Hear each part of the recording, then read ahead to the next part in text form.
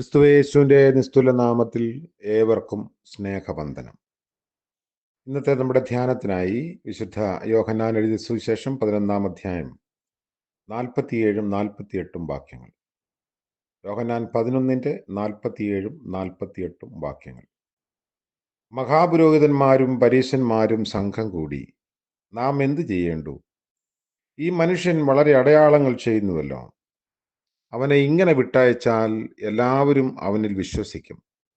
റോമക്കാരും വന്ന് നമ്മുടെ സ്ഥലത്തെയും ജനത്തെയും എടുത്തു കളയും എന്ന് പറഞ്ഞു. കർത്താവിൻ്റെ പരിശുദ്ധ നാമം വാഴ്ത്തപ്പെടട്ടെ. ലാസറിനെ ഉയർത്ത് എഴുന്നേൽപ്പിച്ചതിനെ തുടർന്ന് അനേകർ യേശുവിനെ മശീഹയായും രക്ഷകനായും വിശ്വസിച്ചു തുടങ്ങി. മഹാപുരോഹിതന്മാർക്കും പരീശന്മാർക്കും യേശുവിനോടുള്ള എതിർപ്പ് കൂടി വരികയും ചെയ്തു.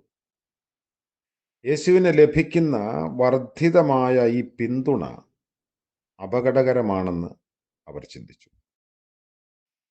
അപ്പോൾ ഇതിൽ നമ്മൾ കാണുന്ന ചില കാര്യങ്ങൾ, ഒന്നാമത്, നിലവിലിരിക്കുന്ന സാമൂഹിക സന്തുലിതാവസ്ഥ യേശു തകർക്കുമെന്നാണ് അവർ ഭയന്നത്. യേശുവിന് വർദ്ധിതമായ ജനപിന്തുണ ലഭിച്ചാൽ അത് റോമൻ ഗവൺമെന്റിനെതിരെ ഒരു ലഹള ഉണ്ടാകുന്നതിന് കാരണമാകുമെന്നും റോമൻ ഭരണകൂടം അത് നിഷ്പ്രയാസം അടിച്ചമർത്തുമെന്നും അവർ കരുതി.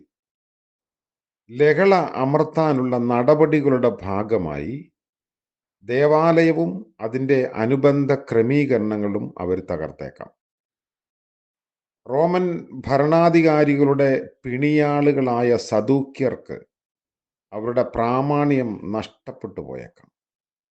സന്നിദ്രീം സംഘം എന്ന യഹൂദ മതത്തിൻ്റെ ഉന്നതാധികാര സമിതിക്കും അവരുടെ സ്ഥാനം നഷ്ടപ്പെടാം. അപ്പോൾ സദൂക്യരുടെയും പരീശരുടെയും പുരോഹിതരുടെയും രാഷ്ട്രീയ താൽപ്പര്യങ്ങൾ സംരക്ഷിക്കുന്നതിന് വേണ്ടി ദൈവപുത്രനെയും ദൈവിക ആലോചനകളെയും മൃതമാക്കുന്നതിന് അവർ തീരുമാനിച്ചു. സാധാരണ ജനങ്ങളുടെ വിചാരങ്ങളോ അവരുടെ ജീവിതങ്ങളുടെ മേൽ യേശുവിനുണ്ടായിരുന്ന ഗുണപരമായ സ്വാധീനമോ ആരും കണക്കിലെടുത്തില്ല. വിശുദ്ധമായ ദൈവിക ഘടനകൾ സംരക്ഷിക്കുന്നതിന് വേണ്ടി ഉണ്ടാക്കിയ എല്ലാ ഘടനകളും ദൈവവിരുദ്ധമായി തീർന്നു എന്നത് ഒരു വിരോധാഭാസമായി തോന്നുന്നു. ഇതൊരു യാഥാർത്ഥ്യമാണ്. വർത്തമാന സാഹചര്യങ്ങളിലും ഈ ചില ഘടനകൾക്ക് ഏതെങ്കിലും പ്രശ്നം തട്ടുന്നു എന്ന് തോന്നിയാൽ ഏത് നന്മയെയും ഇല്ലാതാക്കാനുള്ള സംഘടിത ശ്രമം ഉണ്ടാവും. 2, മറ്റുള്ളവരുടെ നന്മയ്ക്ക് വേണ്ടി യേശു കൊല്ലപ്പെടുന്നത് നല്ലതായിരിക്കും എന്ന അർത്ഥത്തിലുള്ള കയ്യാഫാവിൻ്റെ നിർദ്ദേശം എല്ലാവരും സ്വീകരിച്ചു. അതായത് യോഹന്നാൻ 11-ന്റെ 47 മുതൽ 57 വരെയുള്ള വാക്യങ്ങൾ വായിക്കുമ്പോൾ ഇവരുടെ ഒരു ഗൂഢസംഘം ചില കാര്യങ്ങൾ ആലോചിക്കുന്നതായി നമുക്ക് കാണാം. കയ്യാഫാവിൻ്റെ നിർദ്ദേശമൊക്കെ അവർ കേൾക്കുന്നുണ്ട്. യോഹന്നാൻ അതിൻ്റെ ഒരു വ്യാഖ്യാനം പറയുന്നു. ദൈവം മഹാപുരോഹിതനിലൂടെയാണ് സംസാരിക്കുന്നത് എന്നത് ഒരു യഹൂദ വിശ്വാസമായിരുന്നു. കയ്യാഫാവിൻ്റെ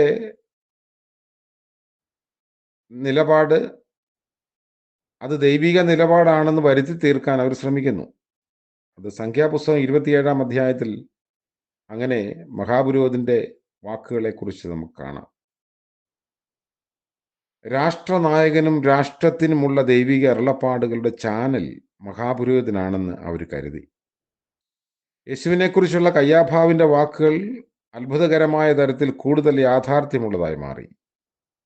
ദൈവജനങ്ങൾക്ക് വേണ്ടി യേശു മരിക്കുകയും ഭൂമിയുടെ അറുതികളിൽ നിന്ന് ആ മരണം മൂലം ദൈവജനം കൂട്ടിച്ചേർക്കപ്പെടുകയും ചെയ്തു. ഒരിക്കലും പ്രതീക്ഷിക്കാത്ത വ്യക്തികളിൽ കൂടി ദൈവത്തിന് തൻ്റെ സന്ദേശം അറിയിക്കാൻ കഴിയും. ഒരുപക്ഷെ താൻ പറയുന്നത് ദൈവിക സന്ദേശമാണ് എന്ന് തിരിച്ചറിയാതെ തന്നെ ചില ആളുകൾ ദൈവിക സന്ദേശം അറിയിക്കുന്നുണ്ട്. 3, യേശു എബ്രഹീമിലേക്ക് പിൻവാങ്ങിയെന്നിവിടെ വായിക്കുന്നു.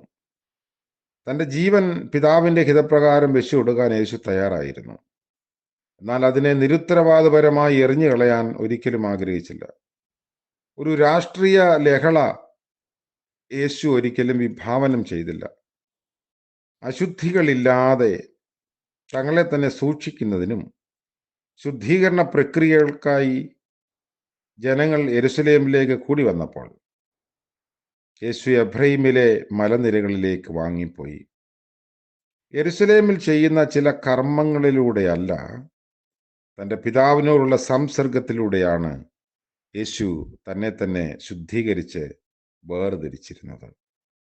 മത നേതാക്കന്മാരുടെ എതിർപ്പുകൾ വകവയ്ക്കാതെ യേശു യെരുശലേമിലേക്ക് വരുമോ എന്ന് യെരുശലേമിൽ കൂടിയ ജനം ആകാംക്ഷയോടെ കാത്തിരിക്കുകയായിരുന്നു.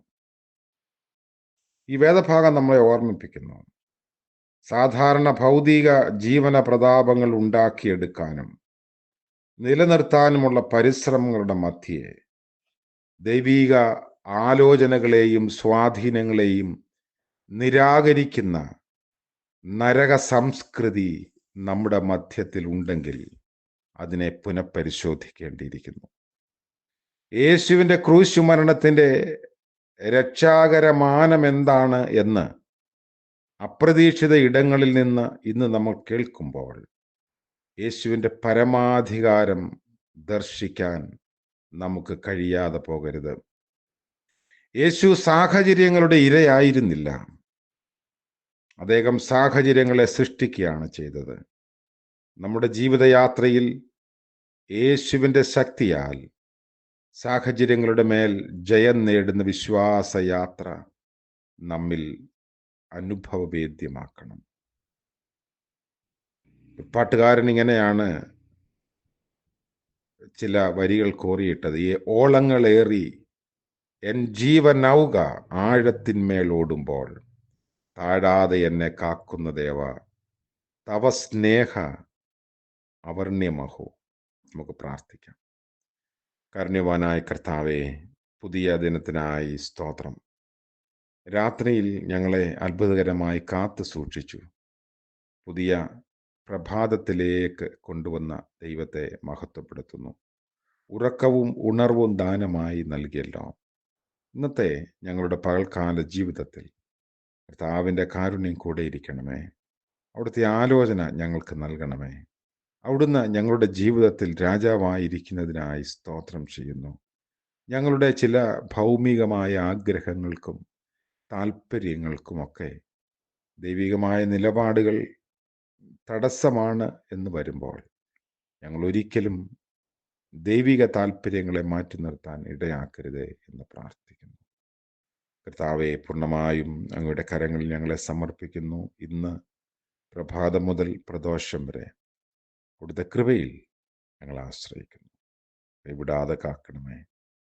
ഇന്ന് ജന്മദിനം ആഘോഷിക്കുന്ന പ്രിയപ്പെട്ടവർ, വിവാഹവാർഷികം ആഘോഷിക്കുന്നവർ എല്ലാവരെയും ഓർത്ത് പ്രാർത്ഥിക്കുന്നു. ദൈവനമ്പുരാന്റെ കരുതലിൽ സൂക്ഷിക്കണമേ. യേശു മശിഹ മൂലം ഞങ്ങളുടെ പ്രാർത്ഥന ദയവോടെ കേൾക്കുമാറാകണമേ. ആമേൻ. ത്രിയേക ദൈവത്തിൻ്റെ അനുഗ്രഹവും കാവലും നമ്മോടുകൂടെ ഇന്നും എന്നേക്കും ഉണ്ടായിരിക്കുമാറാകട്ടെ. ആമേൻ.